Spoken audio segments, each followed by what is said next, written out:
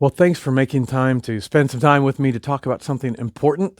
If you've been around New Life any length of time, you may have noticed that I almost never talk about or post opinions or judgments connected to any specific political leader or party, and that has been deeply intentional. And in my 25 years of ministry, I have been consistent in this. But over the past 4 years, especially, I've had people, friends, family, other pastors lean on me to communicate opinions and a position and to even take a stand and to call out certain things for and against, but mostly against, and mostly when it comes to President Donald Trump.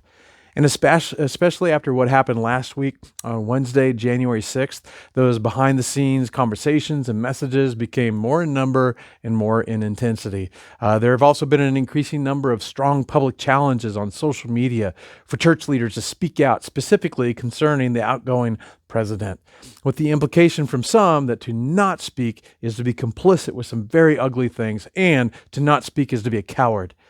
Now, I'm not someone to be baited by such things. However, people that I care about have a genuine curiosity, and I've decided I want our community to understand the why behind the how and the what with me. So this is for those of you who, for whatever reason, have any interest in what I think. And to be clear, this is me simply sharing my heart and my mind and how I believe God has called me to operate as a leader and a pastor. And there is an important perspective on Christians and church that we need to be clear on. Now, to give context, there have been 6 different presidents in my 25 years of ministry.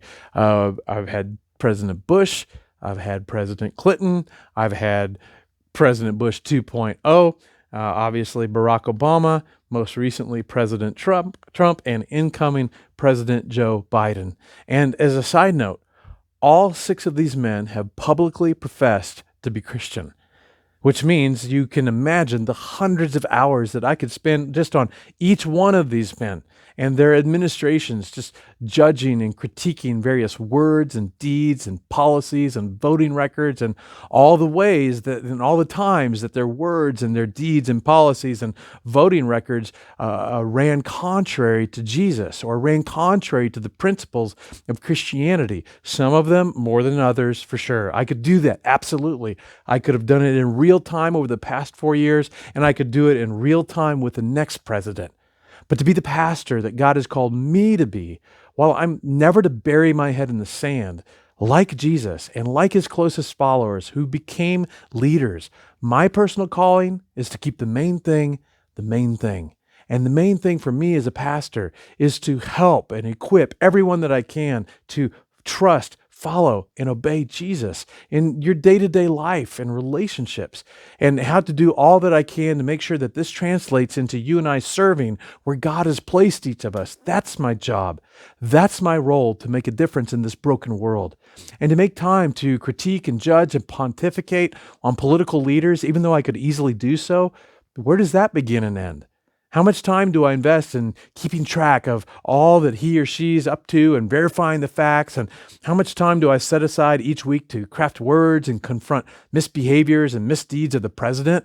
And do I just limit it to the president? I mean, what about the speakers of the House and the Senate? What about our governor? How much time do I begin to invest in researching how various senators are supporting or even spearheading policies that run contrary to what I consider moral or misaligned with Jesus? I mean, where does that rabbit hole begin and end? And I'm not challenging the validity of Americans tracking and influencing what politicians are doing. I mean, they're supposed to be working on our behalf, right? And there are those that should get deeply involved in politics, even run for some sort of office and affect policy because God has called them to that. But that's not my call. And it's not the type of pastor God has called me to be. Rather, I am desperately trying to personally follow the example of my Lord, who taught that our devotion and citizenship isn't ultimately to or with any temporary earthly kingdom, but something eternal. And Jesus kept laser focus on that, as did his disciples. In fact, some of you know that there's a moment when some religious leaders were trying to force Jesus to take a political and religious stand, ultimately to trap him and to mire him in controversy and to rob him of his influence and ultimately his life. So they asked him this question: tell us, what is your opinion? Is it right to pay the imperial tax to Caesar or not? And there's so much that Jesus could have said about the evil and corrupt and brutal, unjust Roman rule and the ruler. and the occupation of Judea and how unjust and evil it was. But instead, Jesus kept the main thing by asking for a coin and having them identify that it was Caesar's image on that coin, and then saying, "Give back to Caesar what is Caesar's, and to God what is God's." And as justified and as correct as he would have been to speak against the current governing authority and administration, it would have completely complicated and derailed the primary work Jesus was trying to accomplish. Likewise, the moment I publicly share an opinion or set myself against or align myself with any temporary, flawed, fallible governing authority or political leader, even one that claims to be a Christian, which again, all 6 of the presidents in my 25 years of ministry have claimed that, the moment I publicly align or oppose, I will immediately and unnecessarily complicate and derail the primary thing I am called to do and trying to accomplish.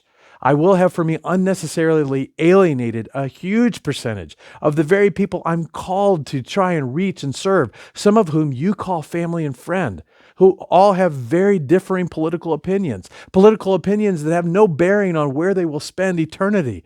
And therefore, I have purposely chosen to keep the main thing. So if you're someone that for you, it's just a non-negotiable that whoever it is that you see as a spiritual leader needs to be someone willing to publicly confront what you perceive as bad behaviors of a politician or specifically a president, I'm not your guy. Now, what I will address and have consistently addressed and confronted in all of my 25 years of ministry is a version of Christianity I've termed as one that wraps the cross in the American flag, or any nation's flag for that matter. Consistently for years, I've explicitly confronted a cancerous version of Christianity that does not reflect or represent Jesus, a version that long before the current president wrapped the cross in the American flag, a version of Christianity that embraces an ideology that as long as I believe the right things and place myself on the right side of the aisle, whatever I determine is right, and have the right Second Amendment stance, whatever I determine is right, and have the right stance on everything, then God and I are good. I'm a Christian. And it doesn't really matter how I treat people that look or think differently than me, because they're clearly wrong and they are a threat to my preferred way of life. A few years ago, I spoke in front of 3,500 people. And I confronted directly how the previous Sunday I'd driven into the parking lot and I saw a vehicle in the church parking lot with a fish symbol on it, and next to it was a sticker that said, "Still voting Democrat? You're still stuck on stupid." And I was like, seriously? But just like this, much of what we've seen rise up, especially in the past few years, like never before, represents an Americanized, nationalized, politicized form of religion being called Christianity. But Jesus never called us to be Christians. It's not even defined in the New Testament. So that's why you can make it mean and look like whatever you want. And it's exactly what we've seen. Because Jesus called us to be his disciples, followers, which is clearly defined. That we would be known not by our political stances, but our radical love of friend and adversary alike. And to be clear, this version of Christianity has been peddled and promoted in America long before President Trump. But I'll tell you, some of the images that I saw from the January 6th protests just made me want to vomit. Images like poster-sized pictures of white Jesus with a MAGA hat on, or caps like God, guns, and Trump, or seeing the Jericho group with their 10-foot cross and next to it, they all aboard the Trump train. And just, listen, I don't care that it was Trump's name tied to Jesus or Christianity. What I'm saying is, it doesn't matter what president or politician's name was tied to any of this. What I'm saying is, when you read the Gospels and the epistles, which if you're a follower of Jesus, a disciple, it's your primary source and authority on how to live and how to love and what it means to be a devoted, faithful follower of Jesus. You read the letters of Paul and the others that wrote to Jesus followers all over the world about what it means and looks like to follow and obey and reflect Jesus. This is not it. I've been consistent about this. And if you don't like what I'm saying, you need to know your problem's not with me. It's with Jesus. So as loving as I can say this, you need to jump into the New Testament with both feet and take your issue up with him. the one who I'll remind you actually stopped his followers from literally fighting against corrupt authorities, who ultimately allowed himself to be unjustly arrested, tortured, and crucified by the governing authorities, because God is playing a long game where the stakes are far greater than any temporary earthly nation or political power, which Paul reminds us in Romans 13 God has put in place for his purposes. As a man, a Jesus follower, a pastor, though I'm not going to invest time to critique and confront politicians behaving badly, I will always work to lead us to be the kind of church that aligns with the vision that Jesus cast, in fulfilling that vision which we've stated as our vision of being ultimately a catalyst for spiritual and social change makers, which means staying focused on being a light in our local part of this broken world. And I'm not talking about railing about politicians and injustice on social media. I mean, everyone's a religious and political and social justice warrior on Facebook and Twitter and TikTok, but how many actually do anything tangibly that makes a difference? As Jesus followers, of course, we don't ignore poverty and injustice. Rather, we determine what can we do with God's help, and then get off our keyboards and go do it. It means that if you have what we've discussed before, a holy discontent, so that some injustice or wrong, it's just bothering you, you need to do something about it. And being loud on social media is rarely, if ever, actually doing something about it. For example, one of the things that dominated the news and social media for a while was immigrants and those caught trying to cross the southern border, how they were being held in unacceptable conditions at the border. And there was a lot of outrage about kids in cages, separated from their families. Oh, the outrage. And this is so wrong, and somebody needs to do something. And I saw so many Christians writing post after post and sharing articles and heart-moving pictures. But did they call or write their governing representatives? No. Did they financially partner with or go volunteer with an organization that was trying to help the incarcerated immigrants? No. Did they partner with or give financially to organizations and legal firms that were trying to work the legal system and with political leaders to somehow make the situation better? No. All they did was be loud on stages and social media and in their conversations with like-minded friends, and it changed nothing. That's why as a leader, I'm not just going to get loud on the stage or on social media on the hot topic of rage for the day. Rather, from day one, the question has always been, how can we actually make a difference? And so we've taken action from day one in partnering however we can with ICT SOS to end sex trafficking and help victims in the Wichita area. Now, during our pre-launch days, we serve food to the homeless downtown. For over 2 years, we've worked to help the under-resourced with free laundry and food through Project Laundry. During COVID, rather than just lament how people have struggled, we took action, and we moved services online while also working to help struggling college students and single parents and families with thousands of dollars worth of gas and groceries and rent. And rather than make noise about how political leaders should help the kids in schools, we invested funds right down the road at Jackson Elementary, providing around 20 at-risk impoverished kids a year's worth of internet so that they could continue in school. And I'll tell you something most of you don't know. Rather than just make noise on social media and from the platform about racial injustice and equality and racism, and rather than just wait for the next viral story of a black person being shot by police or some other incidents that gets everyone raging about racism and inequality, as a leader, I'm not satisfied with that. Rather, if we're truly bothered by something, as I am about this complex issue, I want us to actually be part of the solution. So to do that, beginning last fall, I met and spent time with and had conversations with pastors who are actively working to make a difference in their local communities. I began last year reading Black authors, and since October, I've read fantastic books like The New Jim Crow, The Cross and the Lynching Tree, and The Color of Compromise, all of which I highly recommend. In addition, I'm reaching out to local Black pastors to foster relationships and to better understand how we together can make a tangible difference in the realm of racial inequality and racism. My hope is to leverage Juneteenth in June as an opportunity for us as a church to thoughtfully engage and grow in our understanding of this complex issue that matters to God. Because the church should lead the way in healing and reconciliation and be the brightest light we can be.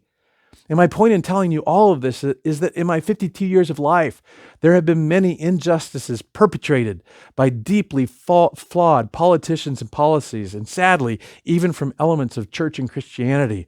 But behind all of that, Jesus couldn't have been any clearer that in this world is a tough and determined enemy, a devil who never rests from seeking to destroy and prevent anything good. Satan is the antithesis of God. He never rests in seeking to get men and women to distrust God and to hate their neighbor. And never has this been more felt in my lifetime than right now. And we dare not put our hope in or allow ourselves to fall into despair because of politicians and ever-changing governing authorities. Our hope and our trust is in Jesus. And as his followers, our specific call is to be a light in this dark world and not just believing the right things and the right politics and investing a bunch of energy and bashing politics on social media. Rather, we are commanded to fix our eyes on Jesus as the model and example, as our leader, because we are called to be change makers. Our presence and effort should be felt. The local church is the hope of the world, not Washington, D.C., or any political seat anywhere. So here's what I want to ask you to do. Whether you agree with me or not, or like what I've said or not, if you're a Christian, a Jesus follower, I'm begging you to do something simple. And at first it's going to sound anticlimactic. It might sound a little passive considering the enormity of what we're facing as a country and a world. But here's what I'm asking you to do in response to everything that I've just shared. That within the next 3 days, I need you to read Ephesians chapter 4 3 times. That's it. And again, I know this seems so small and insignificant, but I'm asking you to do this because if you are serious about your faith, if you are serious about wanting to make a difference in this broken world, if you are serious about wanting to hand the next generation a world and a church and a faith that is better than the one we are currently experiencing, if like me, you really want to get it right in this life, this one chapter written by the Apostle Paul is one of the most clarifying texts in the entire New Testament. And it is so significant that I'm asking you to read it 3 times. It could be 3 times back to back. It could be once a day. It could be once in the morning, once at lunch, once in the evening, but 3 times. And I don't want you to rush it. Take the time to absorb every sentence and internalize it. Because in this one chapter, so many questions are answered as to your identity and your role and my role and responsibilities that you should be holding me accountable to. Our identity as a church, our role and responsibilities as Jesus followers, and what the ultimate end goal and end game is. So please, by this Sunday, Ephesians 4, 3 times. And be sure, please, to join us this Sunday. I hope to see you then.